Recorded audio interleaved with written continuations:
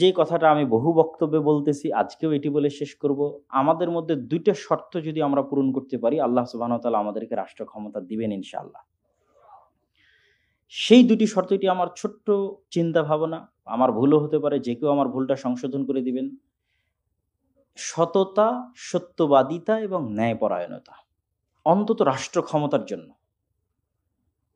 আমরা সালাত দিয়ে জান্নাতে চলে যেতে পারবো ইনশাআল্লাহ, শিরক মুক্ত থেকে জান্নাতে চলে যেতে পারবো ইনশাআল্লাহ। কিন্তু একজন সালাত আদায়কারী মুসল্লি যার মধ্যে সত্যবাদিতা নেই, ন্যায়পরায়ণতা নেই, আল্লাহ তার হাতে রাষ্ট্র ক্ষমতা দিবেন না। যেমন বাইতুল মোকাররমের মধ্যে আমরা দেখলাম তারা সালাত আদায়কারী কিন্তু মারামারি করতেছে, মসজিদের মধ্যে এক ভাই আরেক ভাইয়ের গায়ে হাত উঠাচ্ছে। তো আমাদের যে কোনো প্রতিষ্ঠান, ইসলামী দল হোক, সংগঠন হোক, মসজিদ হোক, মাদ্রাসা হোক, অথবা আর অন্য যে কোনো প্রতিষ্ঠান হোক, আপনি সেখানে শতভাগ সত্যবাদিতা প্রতিষ্ঠা করেন, শতভাগ ন্যায়পরায়ণতা প্রতিষ্ঠা করেন। আল্লাহ সুবহানাহু ওয়া তাআলা ওই ছোট্ট প্রতিষ্ঠান থেকেই, ওই ছোট্ট মাদ্রাসা, মসজিদ এবং ইসলামী দল সংগঠন থেকেই ইসলামকে এবং মুসলমানদেরকে রাষ্ট্র ক্ষমতায় পৌঁছে দিবেন। আপনি আফগানিস্তানের হিস্ট্রি নিয়ে গবেষণা করেন, কেন আল্লাহ সুবহানাহু ওয়া তাআলা তাদেরকে রাষ্ট্র ক্ষমতা দিল।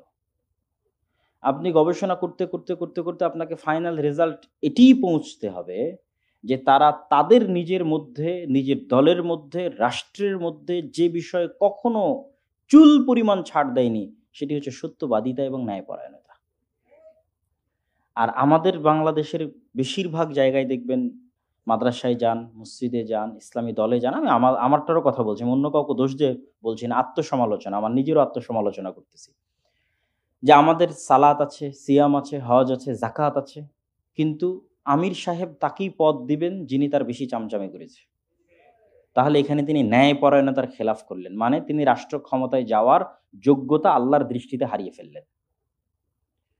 পরিচালক সাহেব তাকেই চাকরি দিবেন যিনি তার আত্মীয়, যোগ্যতার মাপকাঠিতে না টিকলেও মাদ্রাসাতেই।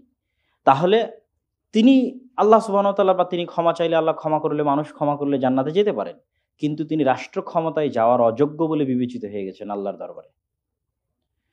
তো রাষ্ট্র ক্ষমতা যেহেতু ইসলামের রাষ্ট্র প্রতিষ্ঠার বেসিক এলিমেন্ট হচ্ছে ন্যায়পরায়ণতা প্রতিষ্ঠা করা, সত্যবাদিতা প্রতিষ্ঠা করা। এটি আল্লাহর গুণ, এটি নবীদের গুণ।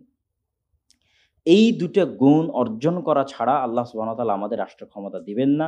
আর আমি আবারও বলছি, আপনার আফগানিস্তানের হিস্ট্রি পড়ে দেখবেন, যেহেতু তারা কখনো গোলামি করেনি, সেহেতু তারা মিথ্যা বলাও শিখেনি, অন্যায়পরায়ণতা করাও শিখেনি। আর যেহেতু আমরা 190 বছর গোলামি করেছি, সেহেতু মিথ্যা আমাদের রক্তের মধ্যে ঢুকে গেছে, অন্যায়পরায়ণতা আমাদের রক্তের মধ্যে ঢুকে গেছে। এই জন্য আমরা এত চেষ্টা করার পর আল্লাহ সুবহানাহু ওয়া তাআলা আমাদেরকে দিচ্ছেন না। অতএব, এবং এটি আরেকটু সংযুক্ত করে এটি শেষ করে দিই, যে গত 15 বছর যত OC, DC, SP, sub registrar, AC land যারাই দায়িত্বে ছিলেন না কেন, তাদের অনেকেই আপনি দেখবেন তারা সালাত আদায় করেছে। কেউ তো আপনারা জানেন যে সে প্রশ্ন ফাঁস করার টাকা নাকি আল্লাহর রাস্তায় দান করতো, নাউজুবিল্লাহ। তাহলে এরকম যত ওসি, ডিসি, এসপি ছিল, তাদের কতজন যে হাজি আছে, কতজন যে উমরাকারী আছে, আর কতজন যে নামাজি আছে, আল্লাহ সুবহানাহু ওয়া তাআলা ভালো জানেন। আর মসজিদ মাদ্রাসার কমিটি আর জালসার প্রধান অতিথি দেখলে একজনও বাদ যাবে না, সবাই আছে। কিন্তু তারা কেউই নিজ নিজ দায়িত্বে সৎ এবং ন্যায়পরায়ণ ছিল না, কেউই না। 2-1 জন থাকতে পারে, কিন্তু বেশিরভাগ জনই তাদের নিজ নিজ দায়িত্বে সৎ এবং ন্যায়পরায়ণ ছিল না। তাহলে আমি উদাত্ত আহ্বান জানাবো যে আমরা ইসলামোফোবিয়া দূর করতে চাইলে আমাদেরকে শক্তিশালী প্রতিষ্ঠান তৈরি করতে হবে, যেন আমাদের বয়ান তাদের বয়ানের চাইতে আমরা শক্তিশালী করতে পারি এই শক্তিশালী প্রতিষ্ঠানগুলোর মাধ্যমে।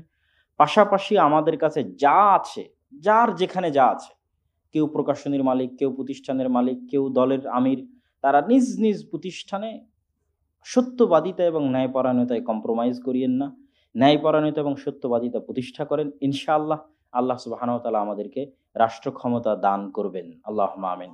এই বলে আমি আমার সংক্ষিপ্ত বক্তব্য এখানেই শেষ করছি। ওয়া আখিরু দাওয়ানা আনিল হামদুলিল্লাহি রাব্বিল আলামিন। আসসালামু আলাইকুম ওয়া রাহমাতুল্লাহি ওয়া বারাকাতুহু।